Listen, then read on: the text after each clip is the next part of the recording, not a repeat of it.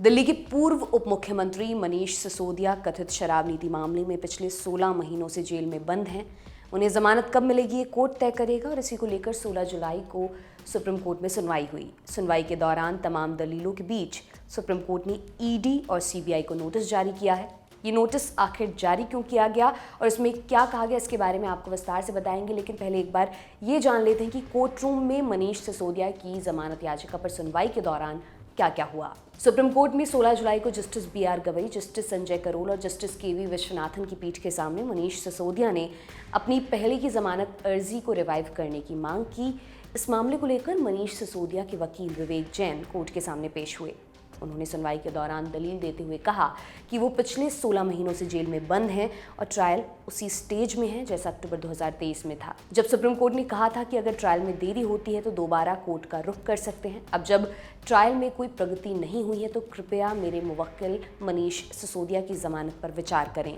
इसके बाद supreme court की पीठ ने मनीष सिसोदिया के वकीलों की दलीलें सुनने के बाद दोनों केंद्रीय जांच एजेंसियों यानी ईडी और सीबीआई को नोटिस जारी किया, उनसे जवाब मांगा।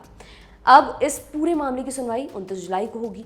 पिछले दिनों 8 जुलाई को senior advocate doctor Abhishek Manu Singhvi ने चीफ जस्टिस ऑफ इंडिया के सामने मनीष सिसोदिया की जमानत याचिका पर तत्काल सुनवाई की अपील की थी। अपनी अपील में अभिषेक मनु सिंघवी ने कहा था कि मनीष सिसोदिया 16 महीने से जेल में है। कोर्ट ने कहा कि मामले की सुनवाई पूरी हो जानी चाहिए, लेकिन ये शुरू ही नहीं हुई है। मैंने विशेष अनुमति याचिका दायर की है, ये केस अब खत्म होना चाहिए। इसके बाद 11 जुलाई को जस्टिस संजीव खन्ना, जस्टिस संजय करोल और जस्टिस संजय कुमार की 3 न्यायाधीशों वाली पीठ के समक्ष मामले को सूचीबद्ध किया गया। हालांकि 11 जुलाई को जस्टिस संजीव खन्ना की बेंच के दूसरे जज जस्टिस संजय कुमार ने मनीष सिसोदिया की जमानत को लेकर हो रही सुनवाई से खुद को अलग कर लिया था। इस वजह से मामला स्थगित हो गया। तब जस्टिस संजीव खन्ना ने मामले को चीफ जस्टिस के पास भेजकर दूसरी बेंच का गठन करने के लिए कहा था।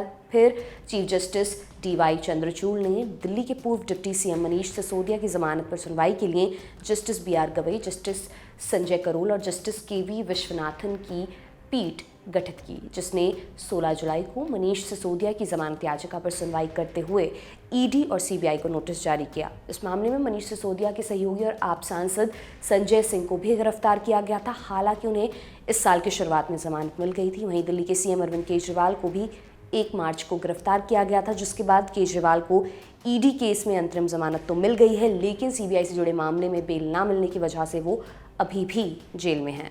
मनीष सिसोदिया को पिछले साल फरवरी में गिरफ्तार किया गया था। सबसे पहले उन्हें ईडी ने अरेस्ट किया और फिर सीबीआई ने भी उन्हें गिरफ्तार कर लिया था। ईडी ने सिसोदिया के ऊपर शराब नीति मामले से जुड़े मनी लॉन्ड्रिंग केस में मुकदमा दर्ज किया था, जबकि सीबीआई ने भ्रष्टाचार के केस में मुकदमा दर्ज किया था। पिछले साल सुप्रीम कोर्ट ने 10 अक्टूबर 2023 को सिसोदिया को जमानत देने से इनकार कर दिया था, लेकिन मुकदमे की प्रक्रिया में देरी होने पर उन्हें फिर से आवेदन करने की स्वतंत्रता दी गई थी। अब इसी आधार पर मनीष सिसोदिया की तरफ से एक बार अपनी जमानत याचिका के लिए सुप्रीम कोर्ट का रुख किया गया है।